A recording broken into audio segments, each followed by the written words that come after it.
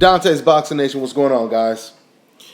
So yeah, there's a couple different things I want to talk about when it comes to this Darchinyan versus Donaire fight. I want to talk about, obviously, the fight. I want to talk about the stunning revelation that Donaire made in the post-fight interview. And as always, I want to talk about the extremely biased commentary that Max Kellerman and Jim Lampley displayed throughout the fight, in contrast to the Andrade fight. Let's get into it. You know, guys, I told you a while ago in my Bradley versus Marquez prediction video that as good as Marquez is, he has never dominated any of the opponents that he has ever faced. I mean, every one of these faced, it didn't matter if they were a boxer, if they were a brawler. Marquez, he may have won, but he struggled against all of them. In other words, he never really made a fight look like Mayweather Guerrero, Mayweather Canelo, Bradley Peterson, Bradley Kendall Holt, fucking Guillermo Rigondeaux against Nonito Donaire. He never really made fights look that easy. He struggled, all right? It didn't matter, like I said, if it was a C-level fighter or a B-level fighter. And this was just one of the many reasons I picked Bradley to pull off the upset against Marquez, all right? Now, when it comes to Nonito Donaire, I'm kind of seeing the same things when it comes to Donaire never being able to dominate any of its opponents. And I'm starting to feel, guys, that this just may be the beginning of the end. I told you guys in another video that I did that, you know, HBO, as much as they may love certain fighters in particular, no matter how much they love them, no matter how much they promote them and try to demote other fighters, they will never be able to force their favorite fighters to win. They will never be able to make that fighter a better fighter. Okay? And this is what we're starting to see with Nonito Donaire. Talking about performances, I can guarantee you that Rigo's performance over Joseph Abeko will be far more impressive than this Donaire versus Darchinyan fight was. All right? But let's get back to the point that I was making about Donaire struggling against everyone he's faced. Man, I can go all the way back to when Donaire was fighting complete no-names on Showtime, on, you know, real late-at-night type cards. What is it? The Showbox series.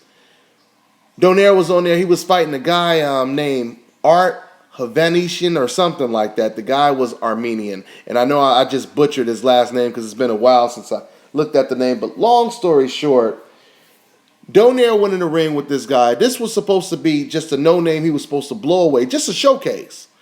And this guy was outboxing the shit out of Donaire, you know, off and on throughout the fight.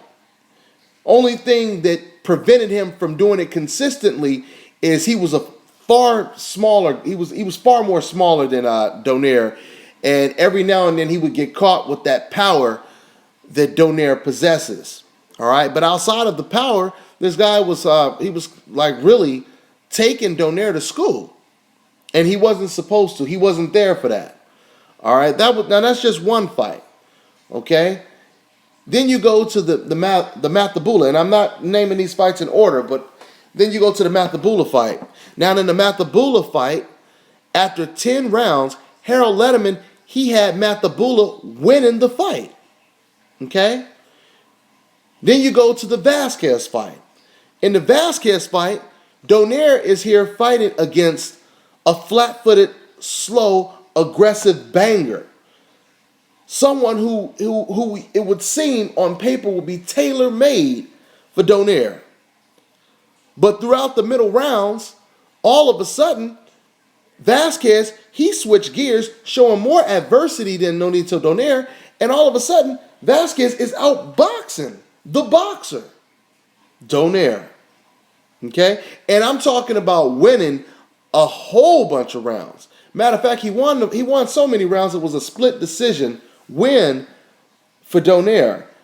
And if I can recall it right, I believe the only thing that gave Donaire the win was the knockout, or the knockdown, I should say. Excuse me. Then you move on to the Narvaez fight, where it seemed like Narvaez was outboxing Donaire for like the first 6 rounds. Then you could even throw in the Arce fight, where Donaire knocked out Arce, in 2 or 3 rounds? But before Donaire knocked out Arce, Arce was trying to box, and he was catching Donaire with shots at will. Okay? This is an old, faded, smaller Arce, and he was catching Donaire with shots at will.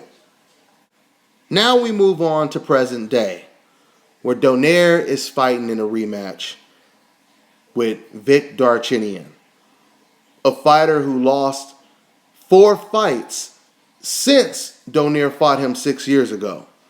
Okay? Now don't get me wrong. Darchinyan, he's been in there with some good opponents, but nevertheless, 4 defeats is 4 defeats, no matter how you look at it. So in a rematch, Nonito Donaire, he gets a 9th round TKO.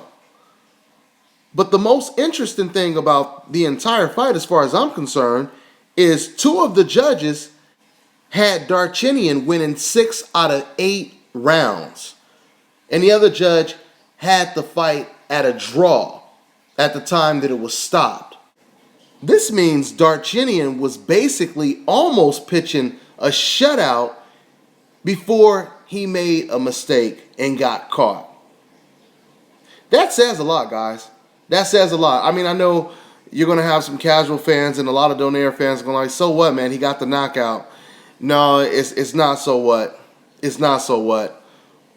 With flaws like that, that indicates Donaire is going to have major problems fighting elite fighters at a higher weight class. Okay? Because don't forget, he moved up to 126. And he was Donaire once again was fighting against a naturally smaller opponent. You know, let's talk about Darchinyan just for a second, how he did in the fight. I was really impressed with Darchinyan. That was a Darchinyan that I haven't seen since Darchinyan was undefeated. That was that Darchinyan. I mean, you know, ever since Darchinyan had got knocked out, I had seen this sluggish, totally different type fighter, you know, leading up to this fight. But it looked like everything came together for Darchinyan in this fight. I mean, you know, it was the confident, the brash, the quick lead, left hands, and et cetera, et cetera. He was really on point. Darchinyan was really on point. He was really aggressive.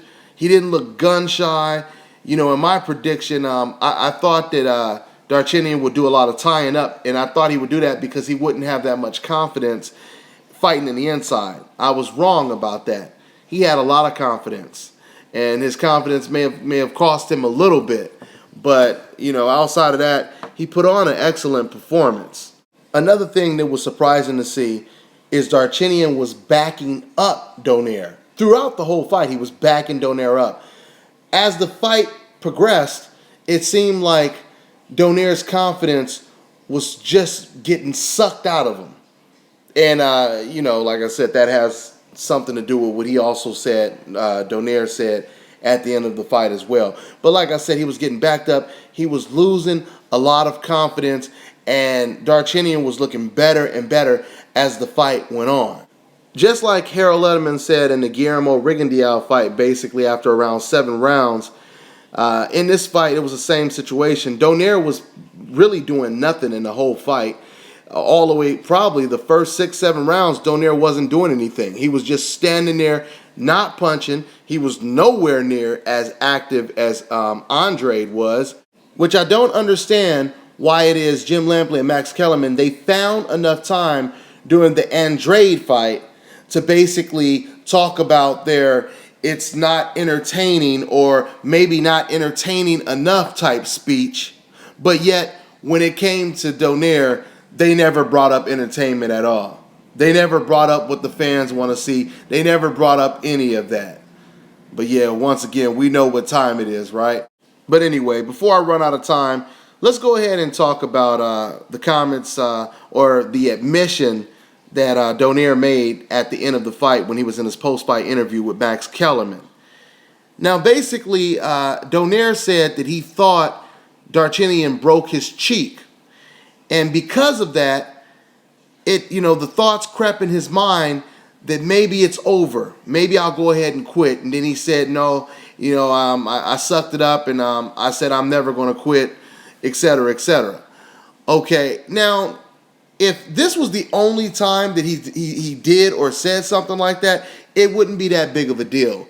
But now you have to go back and you have to kind of reevaluate other things that he did. Like, for example, in the Rigo fight, in that 12th round, when you look at the concern that Donaire had on his face when he got caught with that left hand in the 12th round, and then you see how he was holding his cheekbone, and then when the referee walked up to him, to me, I always thought the body language, it suggested that Donaire was basically trying to get the referee to possibly stop the fight because Donaire realized he was severely hurt and he didn't think he should have continued.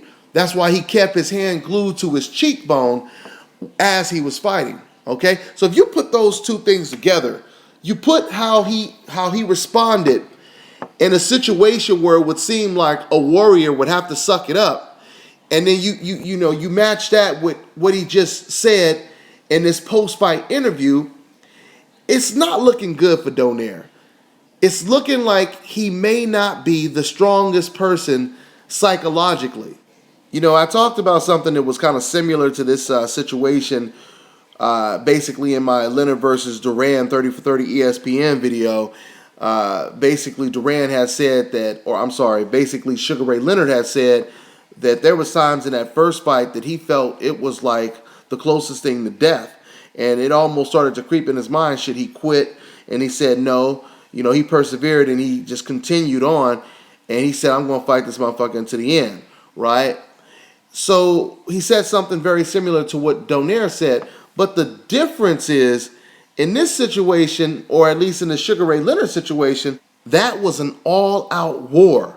And you had Sugar Ray Leonard in there with a guy who continuously put on the pressure in Duran and was one of the hardest punchers pound for pound. Okay? Same situation with Ali Frazier. Ali said the same thing. It was the closest thing to death. But once again, that was an all-out war. See, the Darchinyan versus Donaire fight, it was more of somewhat of an aggressive chess match. All right? You had a chess match with two fighters that had good power. And Donaire had more power than Darchinyan did, most likely. So here's the big question.